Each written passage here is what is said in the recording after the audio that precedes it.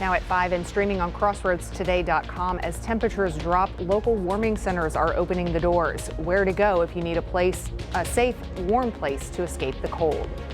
Plus, the Trump administration is expected to issue a public health order to restrict immigration at the U.S.-Mexico border. And bitter cold and icy conditions cause major headaches at DFW Airport. How crews are working to keep flights moving. Well, tonight will be the coldest night of the storm. As you can see right now, temperatures running from 34 in our area to 26 in Austin and 27 in Dallas. Tonight will be into the 20s. So it's appropriate that we have protection for pets, pipes, plants, and people as well. We'll have all that coming up in a moment. Fresh produce is packed with nutrients, but could it also be hiding harmful bacteria? You're watching 25 News Now at 5. Good afternoon and thanks for being with us. I'm Shawna Currie. What a difference just 24 hours, even less than 24 hours makes. Let's go straight to Chief Meteorologist Mac Perez with a first look at our very chilly forecast. And Mac, from what I understand, we haven't seen the coldest just yet. Yes, it'll be tonight. In fact, we're really ready. Ripe and ready to drop those temperatures. So, of course, we continue with the alerts tonight through Thursday. All the Crossroads counties will be looking at sub-freezing temperatures. We could see as low as 23 in the neighborhood, and our wind chills get down to about 8. So, again, this is serious stuff because it is going to be the wind takes the heat away from your body. Therefore, we're looking at low temperatures to be the coldest we've seen in quite some time. So make your plans accordingly, bundle up, make sure you've taken care of all those that are important to you.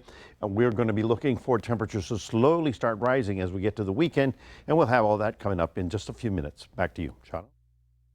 Well, warming centers are open for those needing a place to get out of the cold. There are options to keep you warm. 25 News Now reporter Ray Mosley joins us with details. Ray?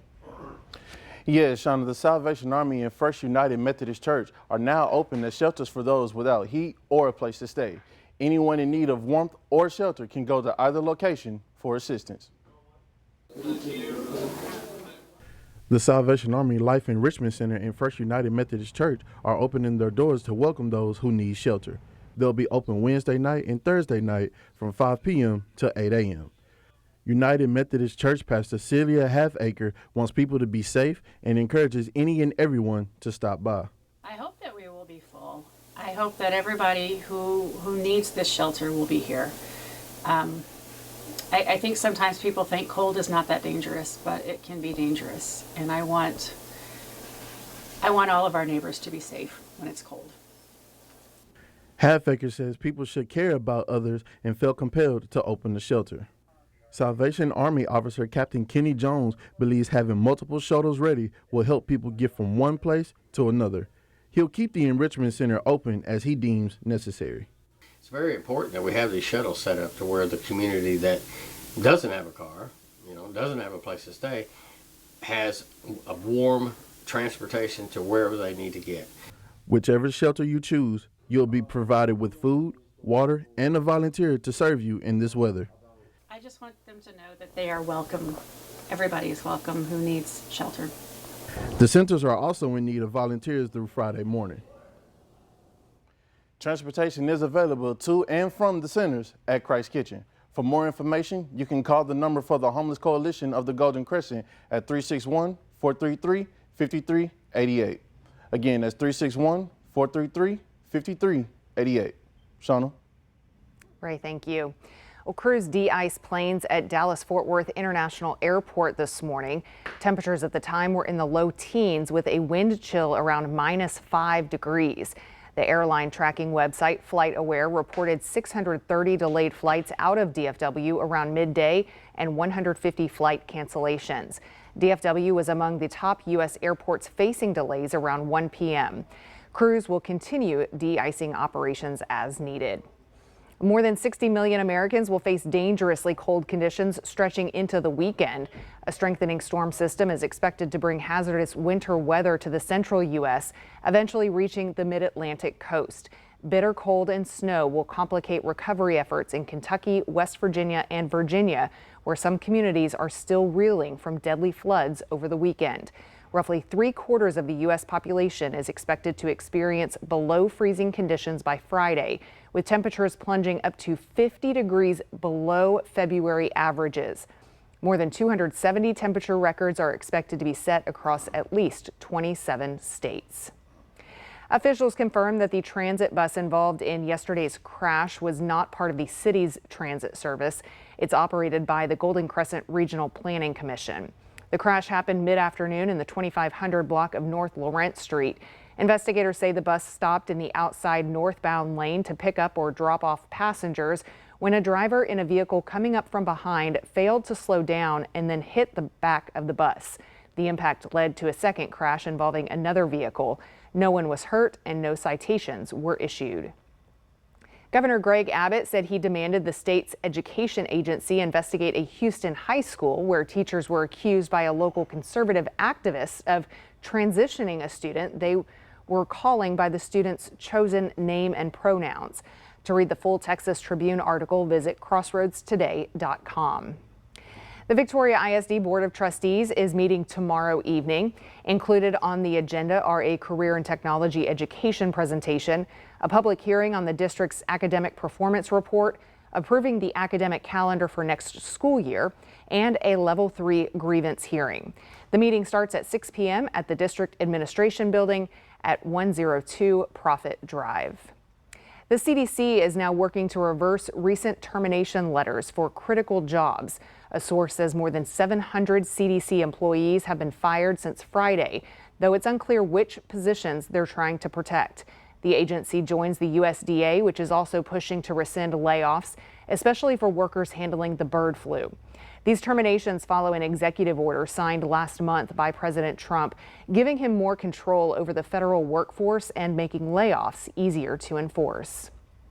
A new public health order could tighten immigration restrictions as soon as this week. The order would classify migrants as a potential risk for spreading diseases in the U.S., part of the Trump administration's broader push to significantly limit immigration. It's not final yet, but sources say discussions are focused on diseases like measles and tuberculosis.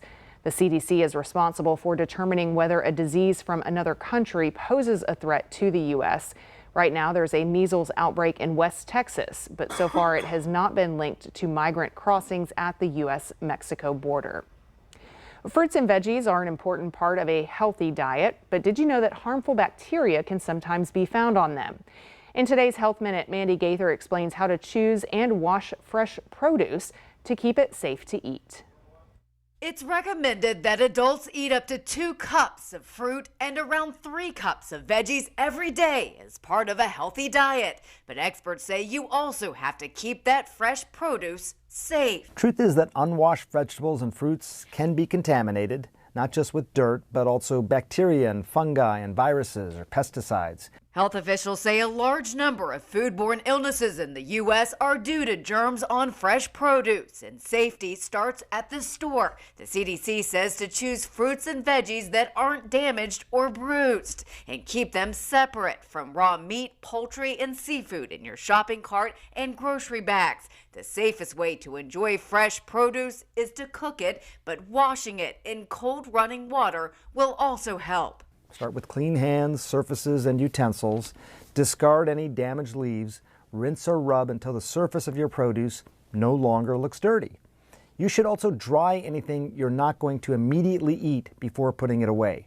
So blot it with a dry paper towel, for example, or run it through a salad spinner. Experts say to get fruits and veggies home and in the fridge in 2 hours or less, and store them separate from raw meat, poultry, and seafood. Now, there are exceptions. Berries, cherries, grapes, for example.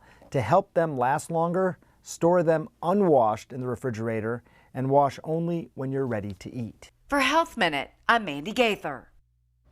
To avoid cross-contamination, experts say to also use different cutting boards for fruits and veggies than you do for raw meats, poultry, and seafood. And wash cutting boards, countertops, and utensils with hot soapy water before and after cutting fruits and veggies.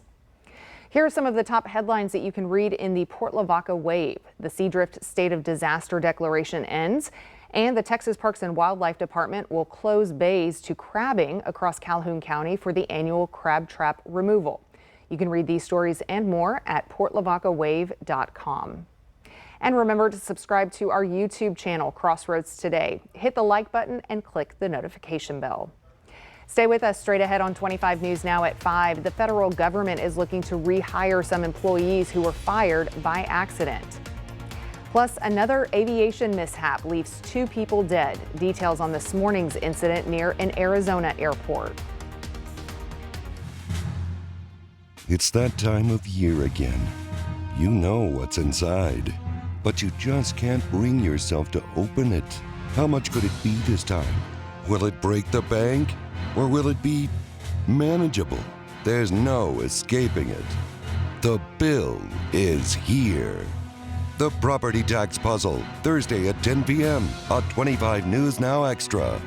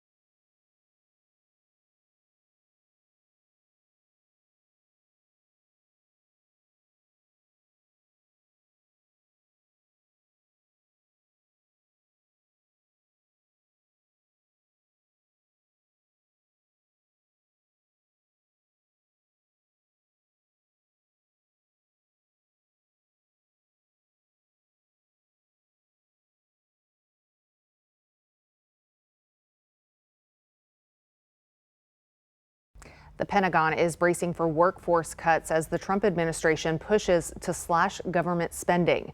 Sources tell ABC News the Pentagon has sent over a list of newly hired employees, along with requests to protect certain offices and workers from being let go. Meanwhile, ABC News has learned that mistakes are happening in the government's mass firings. ABC's Perry Russum is in Washington with more. As the Trump administration quickly works through federal agencies cutting the government workforce, ABC News has learned mistakes are being made. At the Department of Agriculture, food safety and inspection officers working on the nation's response to the bird flu are being rehired after being fired over the weekend. And hundreds of workers fired from the National Nuclear Security Administration are also being rehired. Sources say officials were unaware the agency is responsible for managing the nation's nuclear stockpile. Isn't just a shrink in the budget. It takes something from every single one of us. Today, a protest outside the Department of Health and Human Services over cuts to the National Institutes of Health. There's no sugarcoating this. These cuts will kill more Americans. Critics say the Trump administration's cuts are also putting 9/11 first responders at risk after 16 newly hired staff members at the World Trade Center Health Program were fired. What critics say is this 20% reduction means delays in getting people perhaps the care that they need, and delays in trying to figure out what illnesses that people are still coming up with as a result of their exposure to the toxic dust of 9/11. Trump yesterday defending the widespread firings of government employees. In some cases, they'll fire people and then they'll put some people back, not all of them, because a lot of people were let go. Don't forget, I got elected on the basis of making our government stronger and smaller. Today, Democrats are slamming cuts to the federal workforce. Senate Minority Leader Chuck Schumer claims federal agencies are being cut to help pay for tax cuts for the wealthy. Perry Russum, ABC News, Washington. 2 people are dead after a mid-air plane collision this morning at Marana Regional Airport just outside of Tucson. According to Marana police, both planes had people on board when they crashed. The victims have not been identified yet. The FAA says a Lancer with 2 people on board collided with a Cessna 172 carrying 2 others around 8:30 this morning. This brings us to our viewer poll today. Would recent aviation incidents change your travel plans? Yes, I'll avoid flying. No, I'll still fly. Or it depends on the situation. We want to hear from you. Visit crossroadstoday.com/vote to take part.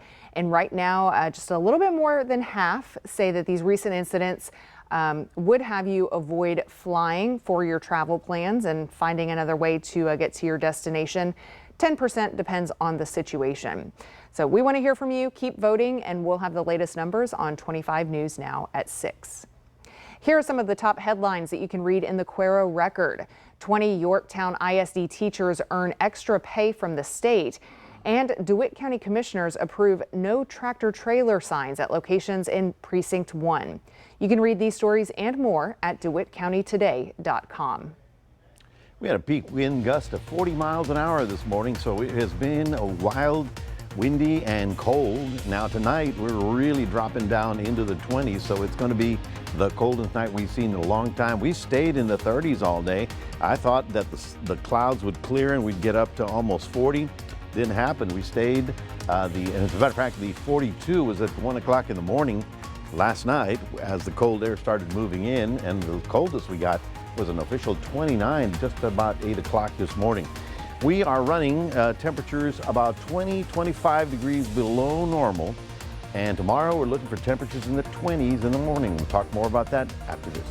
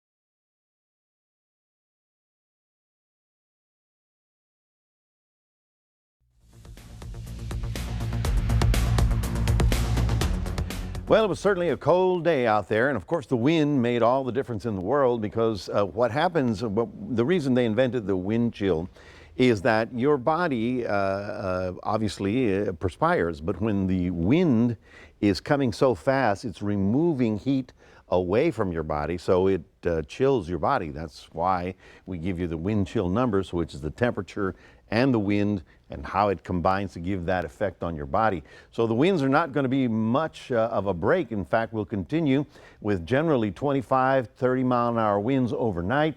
We had, of course, that gust up to 40 this morning. And then as we get into tomorrow, we should see a little bit more sun, more than today, and the winds will sort of calm down. But the morning low temperatures are the biggest concern. And as you can see on this map, pretty much all of America is in the deep zone here. We've got, as a matter of fact, this is interesting. You know, people in Veracruz, Mexico, which is in the tropics, rarely get cold fronts. They're too far south. Well, they got a cold front this time. In fact, they're feeling the cold air all the way down into the tropical areas of the world. So this is an enormous dome of high pressure that is giving us this big chill. Now tonight, 25 here in the city. That doesn't mean that we may not see a 20 or a 22 around the region. All depends on where you're standing. But generally speaking, tomorrow will be at freezing again, and then up to about 37 on Saturday. Now here on Saturday, Sunday, we actually pick up some very cold rain, and then Sunday it does start to clear, but early on Monday we really start a warming trend, believe it or not. So here again are all the watches and warnings for most of the country, and as you can see here, Victoria being right about there, we continue with the extreme cold advisories, with the freeze warnings. Basically not a fit night out for men nor beast, and so we just need to get ready for that kind of temperature. Now tonight we're definitely looking at 25 in the city, about 29 down in Corpus Christi, Houston 27, 24 in San Antonio. Now that's of course the temperature. The wind effect or the wind chill effect will make it feel colder than that, but we're looking at a little bit of sun tomorrow, and that should get us up into about 43 as a high temperature, even with sun. Hard to believe. 41 will be the high in San Antonio. So the good news for us is that we dip to freezing and then we rise above it. The big snow Armageddon that we had a couple of years ago, we went to freezing and we stayed there for about 3 or 4 days. So here you see this clearing skies tonight, and then tomorrow we should see a little bit of sun. That's your Thursday.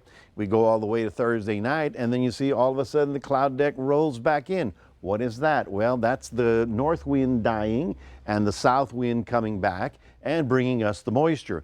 Therefore, we'll be overcast late Friday night, and on Saturday, got a pretty good chance of getting a kind of a widespread rain pretty much all day long. So damp and drizzly for Saturday, and by Sunday that should clear out. Just to give you an idea, this is the national map right now. So in Chicago it's 12, and in St. Louis it's 16. So yeah, we're all sort of suffering with this. Overnight we're getting down to 29 in the Port Lavaca area, only up to about 42 in the afternoon. You should go partly cloudy for most of the day. In Cuero, you'll get down to 25 tonight, and then getting up to barely 40 degrees in the afternoon, but we should see a little sun. I don't know that it'll help much. So we have these alert days because we're going to be below freezing for both Thursday and Friday, and then Saturday the rain rolls in, and then get a load of this. Next week, we should see 80 degrees. Can you believe it?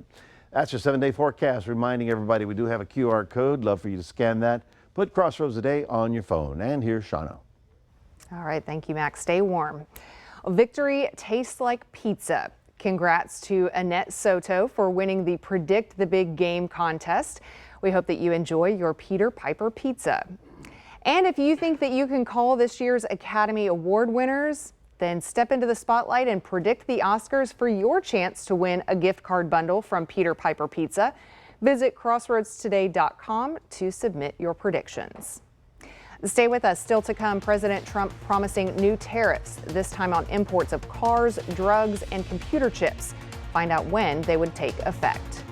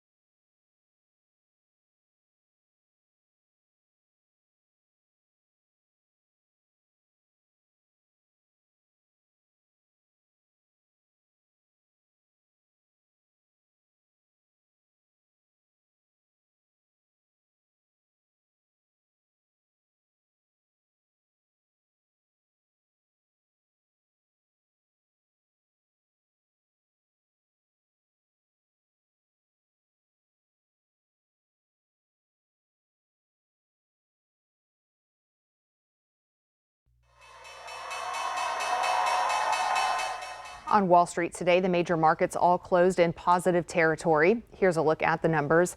The Dow up 71 points, the S&P 500 up 15 points, the Nasdaq up 15 points, and oil is up 32 cents to $72.18 per barrel.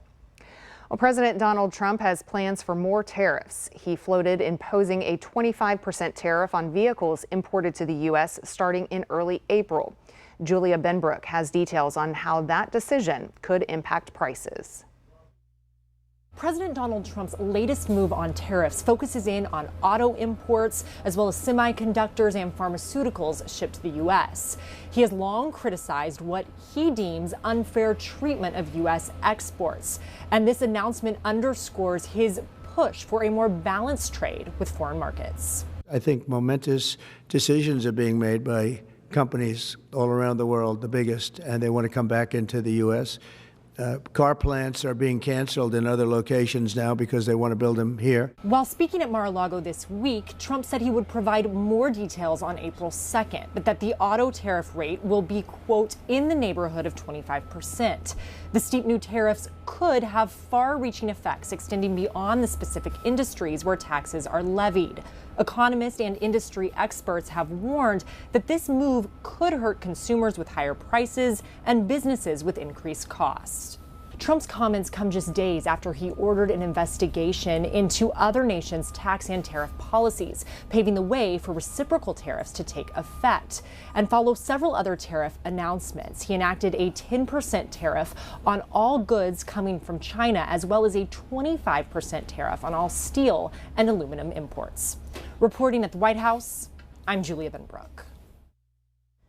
Apple is rolling out a more affordable version of the iPhone 16, the iPhone 16e, priced at $599. It'll be the cheapest iPhone to support Apple's AI tool, Apple Intelligence, and the first with a cellular modem designed in-house. With Google and Samsung ramping up AI features on their Android devices, Apple is hoping this budget-friendly option helps get its AI tech into more hands. The iPhone 16e launches on February 28th. Well, stay with us. Coming up next, or if you're dreaming of a beach getaway, see which sandy spots made the list of the world's best. Plus, why your favorite beach might just be the best one after all. Tonight, the winter storm slamming parts of the east tonight. The accidents, treacherous driving, you'll see it, and record-breaking cold for millions behind us. Two planes colliding, leading to a deadly crash. And after the U.S. stood with Ukraine, President Trump now threatening President Zelensky, calling him a dictator next.